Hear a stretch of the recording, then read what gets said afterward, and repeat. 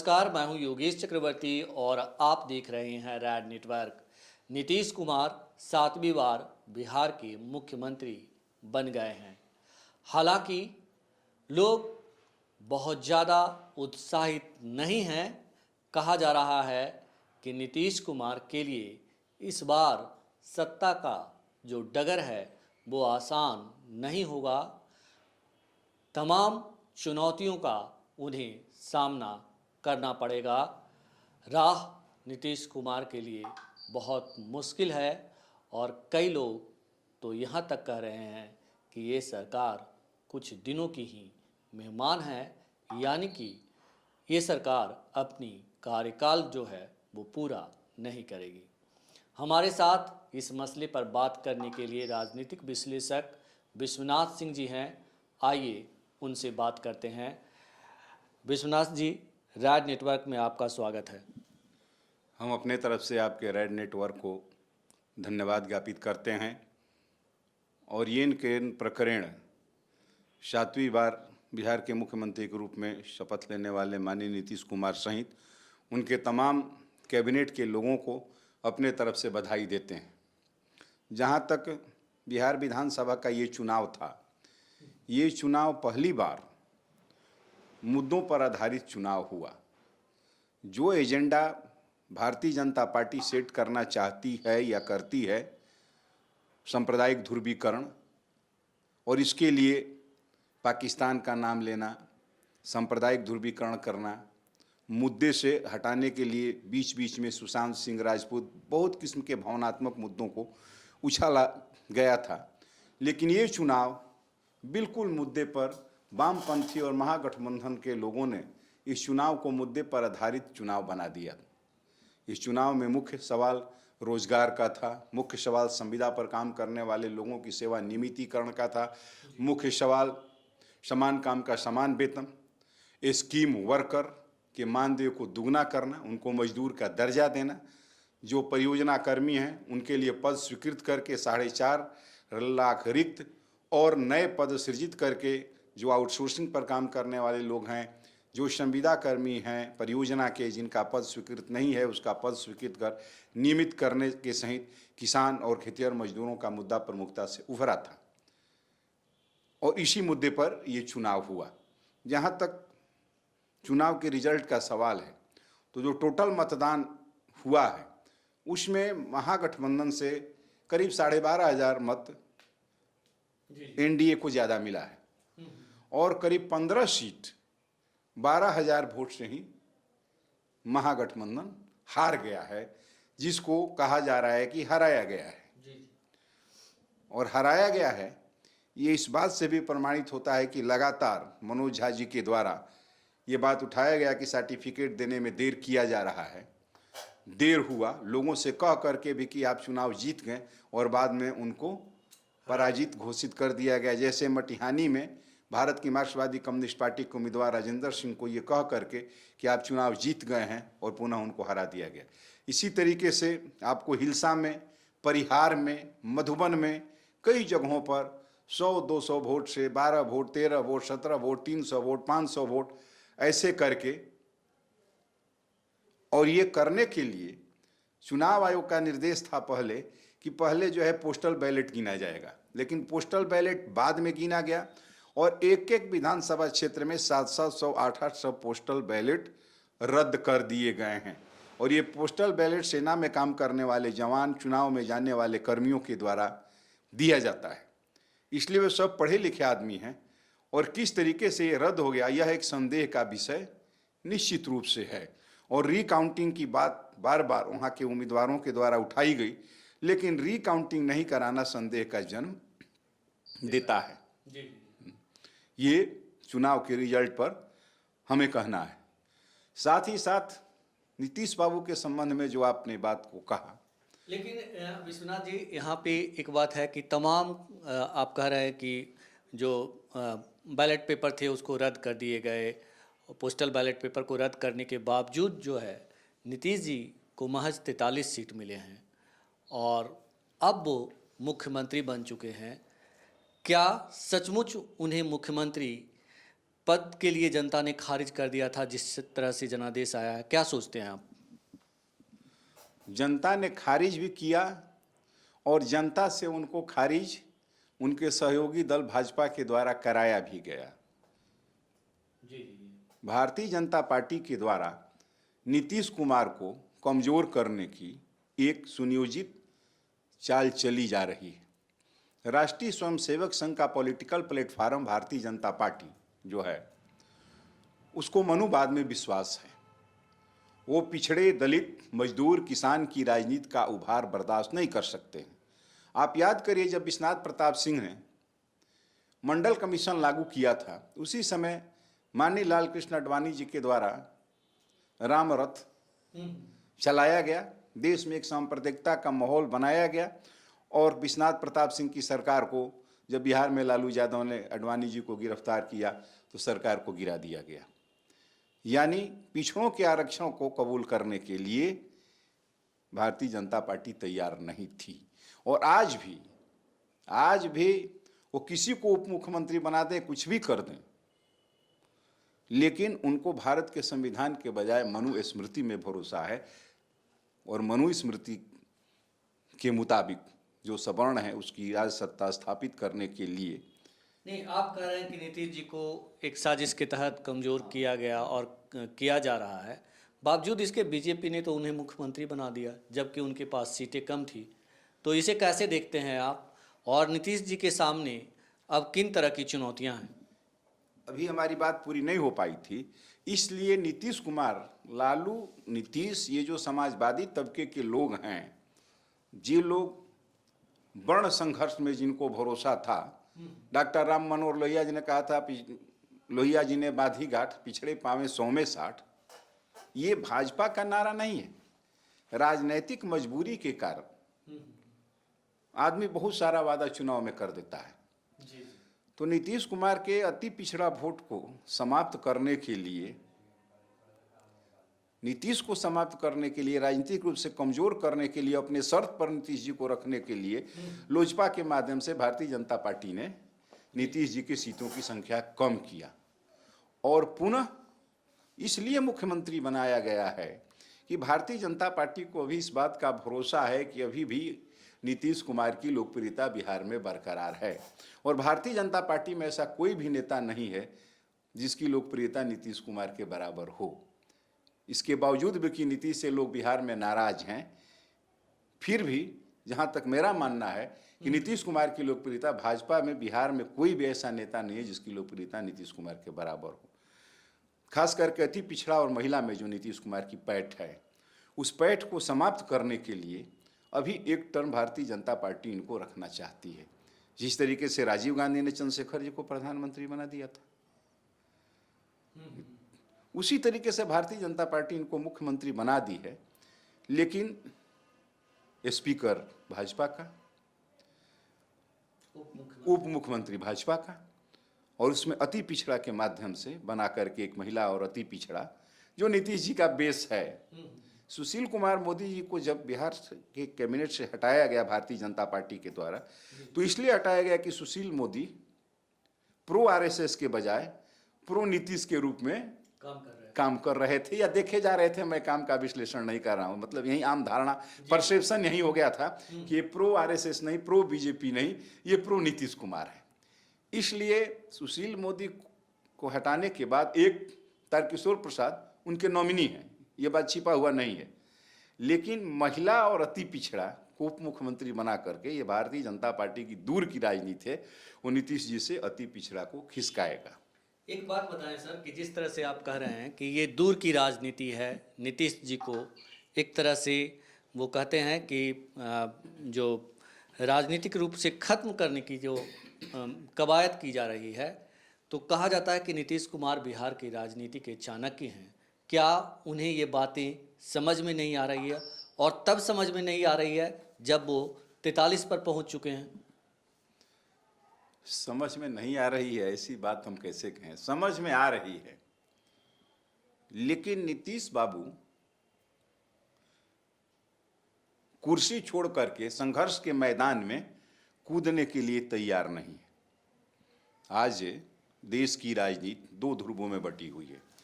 एक अंतर्राष्ट्रीय और राष्ट्रीय स्तर की जो वित्तीय पूंजी है उसके द्वारा संचालित कारपोरेट,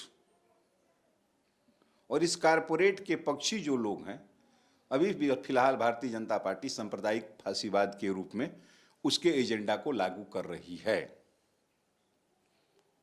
और उसके एजेंडे को लागू करने के लिए किसान, खेतिहर मजदूर, सरकारी कर्मचारी, असंगठित मजदूर सबके खिलाफ कानून बनाए जा रहे हैं। किसानों के हित के विपरीत 3 कानून बनाए गए, मजदूरों के हित के विपरीत कानून बनाए गए, नौजवानों की नियुक्ति नहीं हो रही है, पद खाली पड़े हुए हैं जो बहाल हो रहे हैं। आप राजनीतिक विश्लेषक हैं, आगे की बात कीजिए। आगे क्या होने वाला है बिहार की राजनीति में? क्या ये सरकार 5 साल का कार्यकाल पूरा करेगी? जिन मुद्दों को मैं उठा रहा था, ये मुद्दा बिहार की राजनीति के केंद्र में आ चुका है। जी, तेजस्वी यादव ने इन मुद्दों को ला करके रख दिया है और जनता ने उन्हें अपार जन समर्थन भी दिया है इस मुद्दे पे। मुद्दा को हाईलाइटेड तेजस्वी यादव जी ने किया। ये मांग, ये मुद्दा कर्मचारी और मजदूर और किसानों के जन संगठन का है, जिसको वामपंथी दल शुरू से लगातार इसके सपोर्ट करते आ रहे हैं। अब ये मुद्दे से तेजस्वी जी लागू करते कि नहीं करते, और यदि नहीं कर पाए हैं, मुख्यमंत्री नहीं बन पाए, तो इस पर संघर्ष के मैदान में आएंगे कि नहीं आएंगे, इस पर तेजस्वी जी का भी भविष्य निर्भर करता है और इस पर नीतीश जी का भी भविष्य निर्भर करता है। लेकिन वो तो कह रहे हैं कि हम बधाई यात्रा हम पे निकलेंगे, जनता को धन्यवाद देने के लिए बाहर निकलेंगे, और साथ में जो ये भी कह रहे हैं कि जो हमारे कैंडिडेट्स को हराए गए हैं उनके लिए सड़क पे भी उतरेंगे। ये बात तो वो दोहरा रहे हैं, और साथ में ये भी कह रहे हैं कि नीतीश जी आपको धन्यवाद कि आपने सरकार बना ली है, लेकिन दवाई, सिंचाई, पढ़ाई, रोजगार, नौकरी और 19 लाख जो आपने नौकरी के वादे किए हैं उस पर आप कायम रहिएगा और एक सकारात्मक सरकार आप चलाएंगे, हम ये उम्मीद करते हैं आपसे। तेजस्वी जी यदि इन मुद्दों को लेकर के संघर्ष करेंगे और उनकी पार्टी संघर्ष करेगी, तो बिहार के तो स्थापित नेता हो चुके हैं, वो राष्ट्रीय स्तर पर भी स्थापित होंगे, बशर्ते इन मुद्दों को राजनैतिक रूप से कह रहे हैं या गंभीरता से कह रहे हैं, आगे आने वाला दिन बताएगा। लेकिन इन मुद्दों को लेकर के हमेशा से लड़ने वाला किसान और मजदूर का जो संगठन है, भारत के 10 ट्रेड यूनियन के लोगों ने और 50 सेवा संगठन ने 26 फरवरी को एक दिन का हड़ताल करने का निर्णय लिया है। इसमें वो तमाम मुद्दे हैं जो मुद्दों को तेजस्वी जी ने उठाया है। जी जी बिल्कुल, लेकिन हम ये जानना चाहते हैं आपसे कि क्या नीतीश सरकार अपने 5 साल का कार्यकाल पूरा करेगी? एज ए राजनीतिक विश्लेषक, चिंतक, आप क्या समझते हैं, क्या सोचते हैं, इस पर बताएं। पब्लिक ये जानना चाहती है, क्योंकि ये बात राजनीतिक फिजा में तैर रही है कि ये सरकार जो है चल नहीं पाएगी, बन तो गई है। चल नहीं पाएगी, इसमें हमको भी संदेह है। हो सकता है कि नीतीश जी राष्ट्रीय स्वयंसेवक संघ और भाजपा के एजेंडे को धीरे धीरे जैसे स्वीकार कर रहे हैं, वैसे स्वीकार करते हुए उसके अन्य कार्यक्रम को, एजेंडे को लागू करने में कोताही नहीं बरते। लेकिन इसमें जो 2 पार्टी का जो सहयोग है,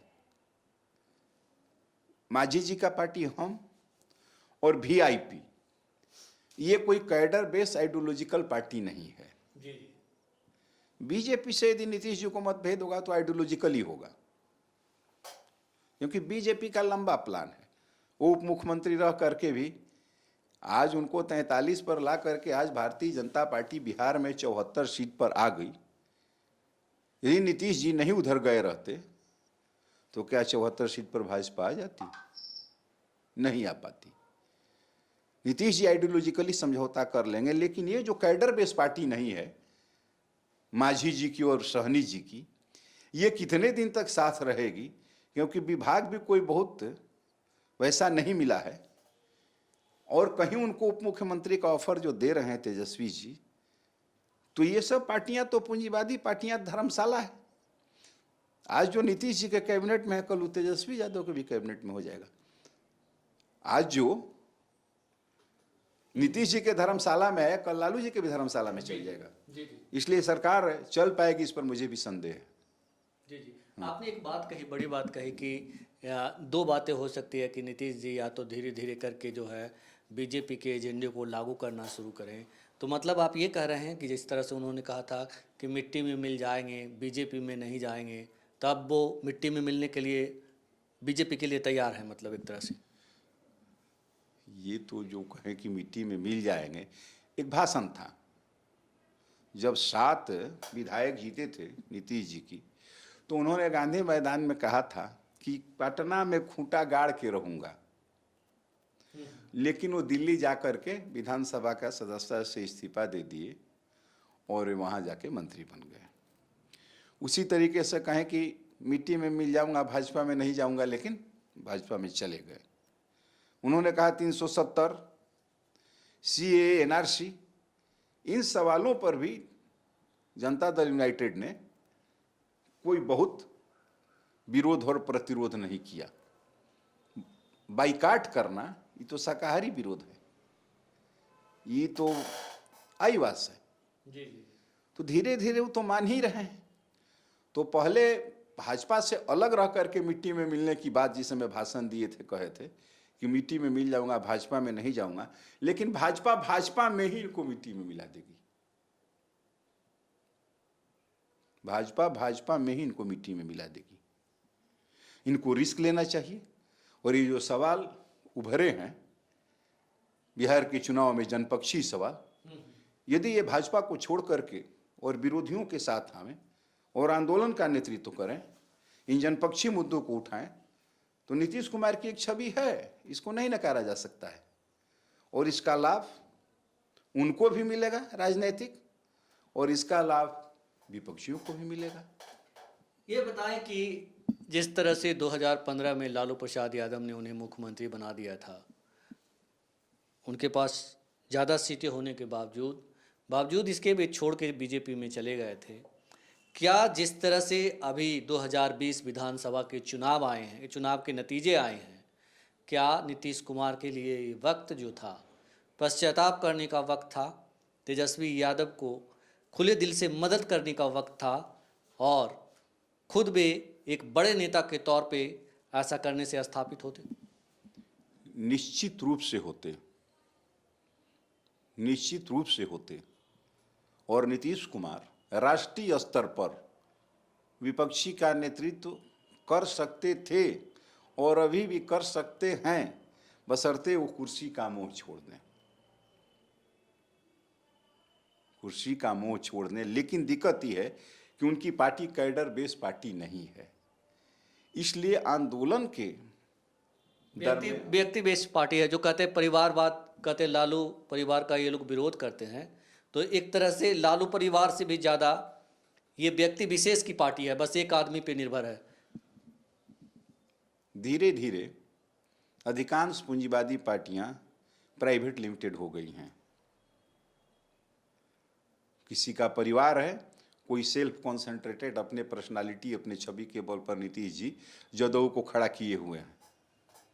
लेकिन ये लोग इनके साथ आंदोलन के दौरान रोड पर जाने के लिए इनके संगी साथी नहीं न तैयार हैं, ये कैबिनेट के मंत्री बनने के लिए इनके साथ हैं। और तेजस्वी जी के भी जो मतदाता हैं, जी जी, वो मतदाता रोजगार के लिए आकर के जेल भरेंगे, वो आकर के रोड पर धरना देंगे, मुझे नहीं भरोसा है।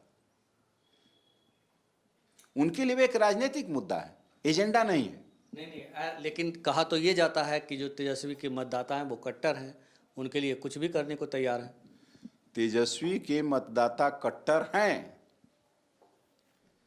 लेकिन वो संघर्षशील साथी उनके नहीं हैं, मतदाता हैं, समर्थक हैं। मतदाता और समर्थक और संघर्षशील साथी, जिसको वामपंथी भाषा में कॉमरेड कहा जाता है, संघर्षों का साथी, वैसे नहीं है, वो मतदाता हैं। लालू जी को जब जेल भेज दिया गया जी, तो क्यों नहीं पूरे बिहार को ये लोग जाम कर दिए उनके मतदाता? सारा रेड ट्रेन 3 दिन तक जयप्रकाश आंदोलन में बिहार बंद रहा था, लालू जी उसमें नेता थे। 3 दिन बिहार बंद छात्र आंदोलन कर सकता है, तो यदि इनके कट्टर समर्थक रहते आंदोलनकारी, तो लालू जी के जेल जाने के बाद 3 दिन 5 दिन सारा रोड रेलवे बंद कर देते और कार्यालय के आगे धरना देते, खुद भी जेल जाते, नहीं जाने देते, लेकिन ऐसा तो उन्होंने नहीं किया। इसलिए उनके प्रीवियस हिस्ट्री को देखते हुए, और ये पूंजीवादी दलों के लिए ये कोई एजेंडा नहीं है, ये चुनावी एजेंडा है, पॉलिटिकल एजेंडा नहीं। उनकी कार्यनीति में, रणनीति में ये शामिल नहीं है। आज राजनीतिक विश्लेषक, आपको क्या लगता है कि आगे क्या होने वाला है? आगे नीतीश जी कौन सा कदम उठाने वाले हैं? जिस तरह से अनिश्चितता, सरकार बन गई है लेकिन बिहार में अनिश्चितता का माहौल है, खास करके सरकार को लेकर के, कि लोग ये निश्चिंत नहीं हैं और कहा जा रहा है कि जो एक एनर्जी होता है मुख्यमंत्री में, वो एनर्जी नीतीश जी में नहीं दिख रही है। नीतीश जी क्या कर सकते हैं वो खुद ही नहीं जानते हैं, क्योंकि पहले नीतीश जी करते थे, अब तो सारा चीज दिल्ली से नियंत्रित है। उस परिस्थिति में कैबिनेट में संख्या के बल से मंत्री भी भाजपा के ज्यादा रहेंगे। उस परिस्थिति में ये क्या कर सकते हैं, हमको नहीं लगता है कि कुछ कर पाएंगे। यदि बिहार में राष्ट्रपति शासन ही लागू करा दें तो उसमें भी तो भारतीय जनता पार्टी को ही फायदा होगा। ये भाजपा के जाल में पूरी तरह फंस चुके हैं।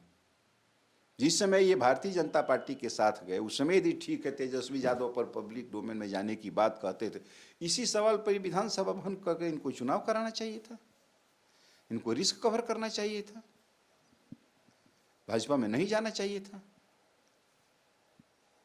और अब भाजपा के जाल में फंस चुके हैं, इनके सामने कोई रास्ता नहीं है।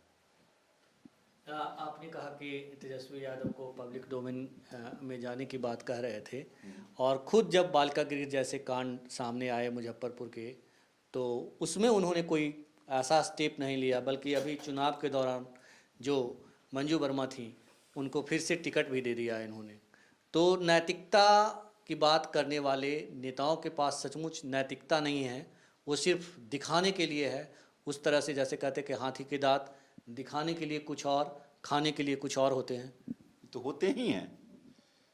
जितनी पूंजीवादी पार्टियां हैं सबके बारे में हमारे यहाँ गाना गीत गाया जाता है कि हुकूमत के हाथी नियन दांत दुगो, दिखावे के दोसर खाए के दोसर। भोजपुरी भाषा का हमारा ही गीत बजता है। उसमें नीतीश कुमार, अब आप कहते हैं घोटाला का बात है, क्राइम, करप्शन कहते हैं ना, कम्युनलिज्म। अब बताइए, करप्शन मेवालाल चौधरी का मंत्री बनना क्या करप्शन से समझौता नहीं है? इतना 60 घोटाला जिसको खुद माननीय प्रधानमंत्री अलग होने के बाद गिनाए, जितना घोटाला इनके राज्य में हुआ है उतना घोटाला लालू जी के राज्य में नहीं हुआ था। घोटाला बढ़ा है, भ्रष्टाचार बढ़ा है, अफसरशाही बढ़ा है। शायद इसीलिए बिहार की जनता ठगी महसूस कर रही है कि मतलब हम जिसे हटाना चाहते थे वो फिर सत्ता पे काबिज होगा।